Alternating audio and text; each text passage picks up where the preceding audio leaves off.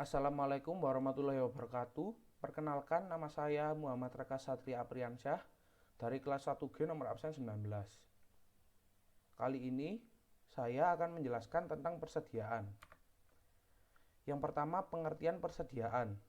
Persediaan atau yang biasa disebut inventory merupakan aktiva perusahaan yang menempati posisi yang cukup penting dalam suatu perusahaan, baik itu perusahaan dagang maupun perusahaan industri atau manufaktur.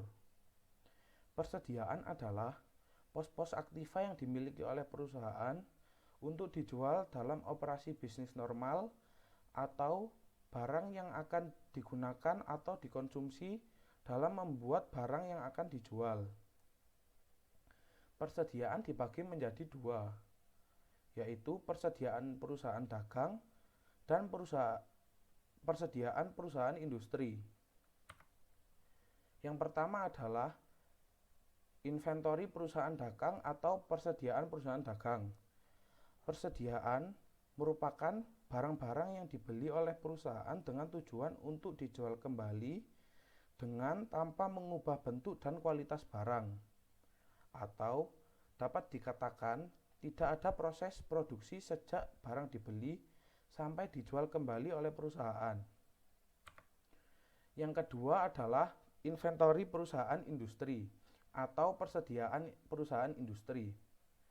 Pengertian persediaan untuk perusahaan industri adalah barang-barang atau bahan yang dibeli oleh perusahaan dengan tujuan untuk diproses lebih lanjut menjadi barang jadi atau barang setengah jadi atau mungkin menjadi bahan baku bagi perusahaan lain. Hal ini tergantung dari jenis dan proses usaha utama sebuah perusahaan. Yang selanjutnya ada pencatatan. Persediaan merupakan barang yang diperoleh untuk dijual kembali atau bahan untuk diolah menjadi barang jadi atau barang jadi yang akan dijual atau barang yang akan digunakan. Persediaan ini dapat dicatat dengan dua metode. Metode yang pertama yaitu sistem periodik atau physical metode. Metode yang kedua yaitu sistem perpetual atau perpetual metode. Yang pertama adalah sistem periodik atau physical metode. Jika menggunakan sistem periodik, jika ada penjualan barang tidak dibuat jurnal untuk harga pokok dari barang yang dijual di bagian akuntansi. Pada akhir tahun, persediaan yang ada di gudang penyimpanan dihitung jumlah kuantitasnya dan ditentukan nilai harga belinya. Untuk menentukan persediaan yang dipakai atau dijual, persediaan yang pernah ada atau persediaan awal ditambah pembelian selama satu periode dikurangi dengan persediaan akhir metode. Pada akhir periode harus dilakukan pemeriksaan atau inventarisasi barang secara fisik di gudang yang sering disebut dengan stock opening. Kegiatan stock opening mempunyai tujuan sebagai berikut.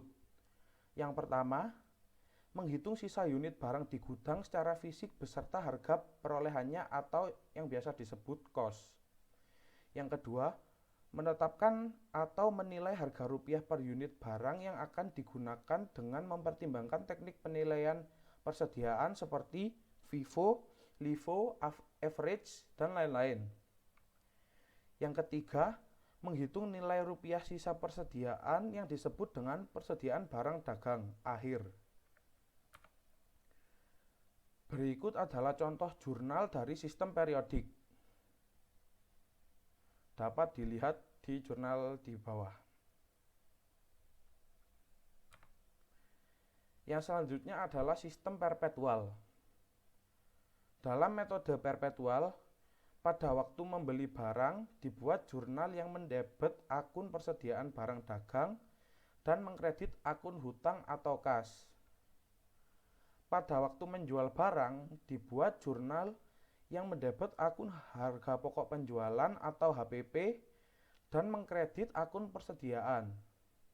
Sehingga akun persediaan akan menunjukkan harga pokok dari persediaan yang ada di gudang. Berikut adalah pencatatan dengan metode perpetual. Dapat dilihat dari jurnal di bawah.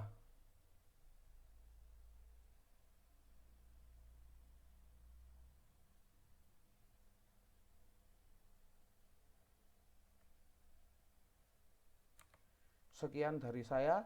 Bila ada kurang lebihnya mohon maaf. Terima kasih. Wassalamualaikum warahmatullahi wabarakatuh.